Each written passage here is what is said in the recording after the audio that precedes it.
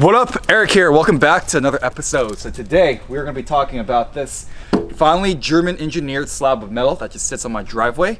And as you guys can see, I'm wearing the Diesel Mechan appointed sunglasses. How they look, Gio? You look like Guy Fieri. Huh?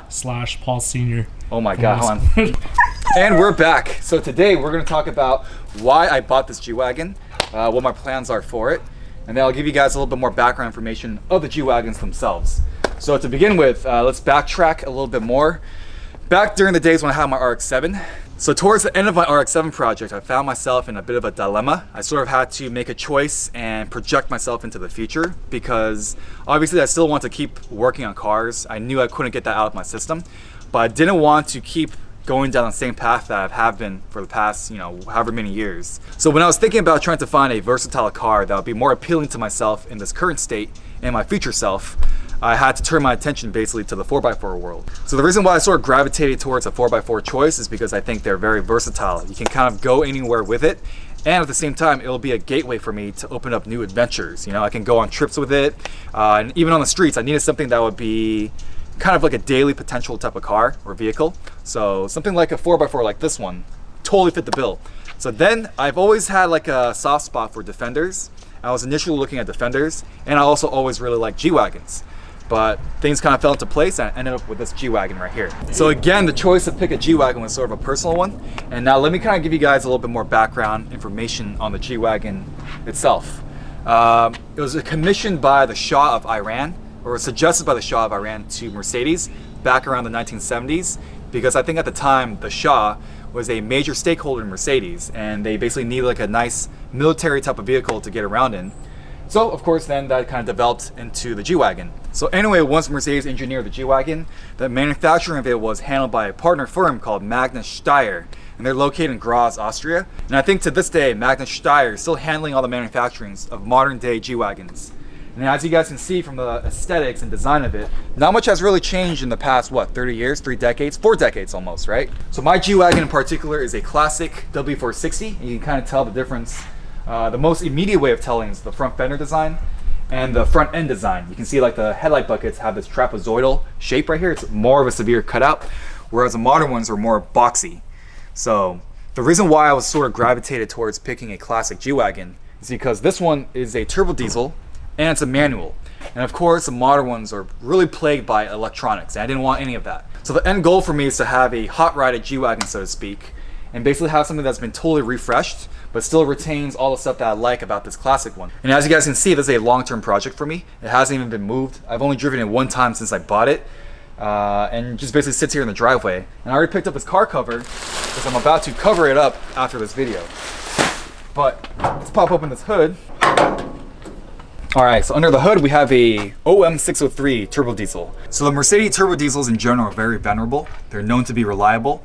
They can make pretty good power for sure. So even though I want to eventually swap out the 603 for a 606, the cool thing about this is it has a G-Wagon specific turbo diesel oil pan underneath.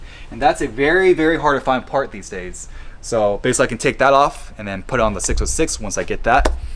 But those are just plans for now. And for those of you guys who haven't seen the previous episode where I picked up that iron transmission, I did pick up a specific G-Wagon transmission. That's a dog leg first gear.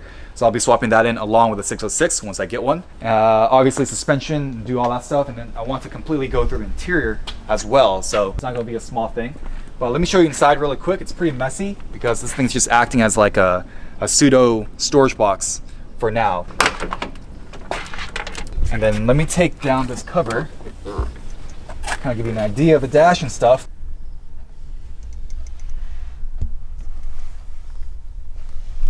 And the cool thing about the G-Wagons and why they're so venerable off-road is because you can lock both the front and rear differentials. And for the classic ones, you just do so by pulling these little knobs. And of course, you can also lock the transfer case over here. So I think these classic G-Wagons aren't too common in the United States. I mean, they're starting to be imported more frequently, but this one specifically came from the Netherlands. So that's pretty cool. And you can kind of see inside that I have a bunch of parts just stacked up for it. And the reason why I'm not diving into it is because obviously resources don't have the time and space right now to take on a project of this magnitude. So in the time being, I'm just trying to find parts and source them. They're a little bit hard to find. As we speak, actually, there is a 1,000 kilogram package that I imported from Germany That's just arrived at the dock, so I'll have to go pick that up soon. So let me kind of show you guys another quick walk around of the G-Wagon. So a couple other key differences for the W460s. The classic ones are the flares are a little bit smaller. The side molding is different as well. Over here you can kind of see the split bumper for the rear. That's different.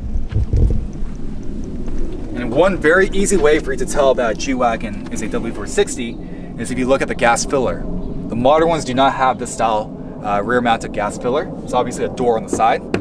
So this is a W460 only thing. And then sometimes even have cool features like barn doors for the rear. Whereas this one's like the standard one door rear door, but the barn doors are like a split down the middle. So you have like a 2-door ambulance style ones. You can also get them in a coupe version. You can get them in a wagon version. And they also come in a cabriolet version too. So the side mirrors on the W460s are a little bit different. They have this little pedestal here with a badge. Well, mine's supposed to have a badge, but it doesn't. But I got new mirrors for this one coming soon. So when I bought this G-Wagon, it came with a snorkel mounted, but I didn't really like it, so I took it off.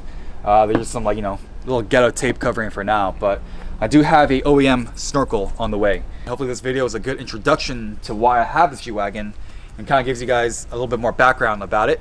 So until I start the project, I'm gonna just have to sit here in the driveway under the car cover. But until then, I'll see you guys back on the A86 build.